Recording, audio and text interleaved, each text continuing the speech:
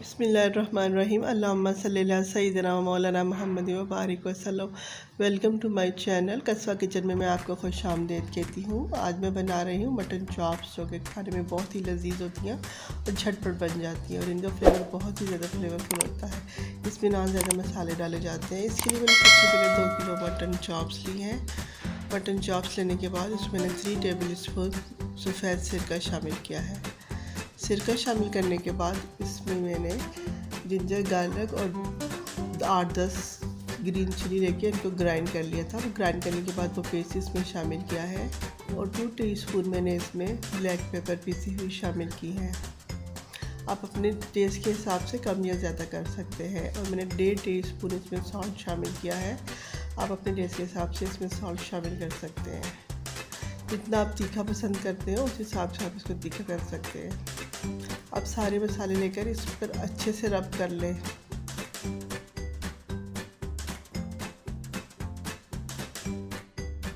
एक एक चॉप्स पे लेकर अच्छे से रब करने के बाद अब मैंने इसमें 1 पाव दही लेकर वो इसमें शामिल किया और उसको इस पे डाल के अच्छे से इस पर लगा दें। चॉप्स पे दही लगाने के बाद इसको अच्छे से रब कर लें। मिक्स करने के बाद इसको कम से कम 2 से 3 घंटे के लिए मैरिनेट करके रखते हैं, या अगर आप इसको ज़्यादा अच्छा फ्लेवर चाहते हैं तो आप इसको ओवरनाइट भी रख सकते हैं। इसको कवर करके आप फ्रीज़र में रख दीजिए। अब मैंने एक कुकर लेकर उसमें इसको शामिल किया है।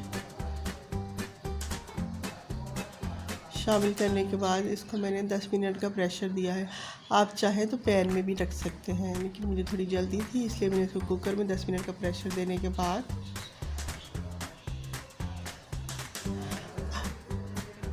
इसमें मैंने कोई पानी नहीं शामिल किया। इसमें गोश्त का अपना ही पानी रिलीज़ होगा, दही का और गोश्त का, जिससे ये हमारी चॉप्स अच्छे से सॉफ्ट हो जाएंगी।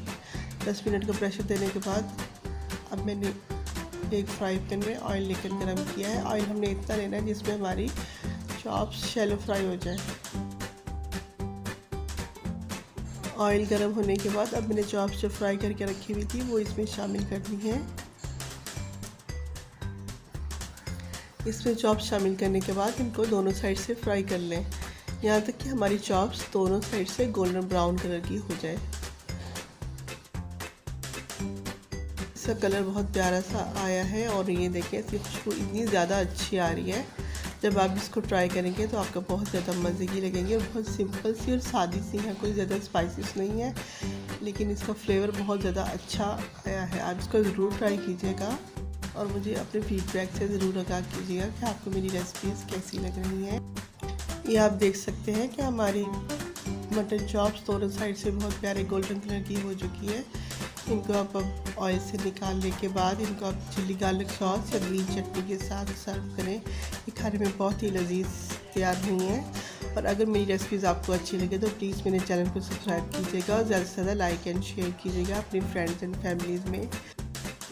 और प्लीज़ अगर आप मेरे चैनल पर नए हैं तो प्लीज़ सब्सक्राइब किए बिना मत जाइएगा और ज़्यादा से ज़्यादा इसको लाइक एंड शेयर करें अपने फ्रेंड्स एंड फैमिलीज़ में और मेरे चैनल को सब्सक्राइब करें और बेल के आइकन को ज़रूर प्रेस कीजिएगा ताकि मेरी हर नई आने वाली वीडियो आप तक बर वक्त पहुँच सके।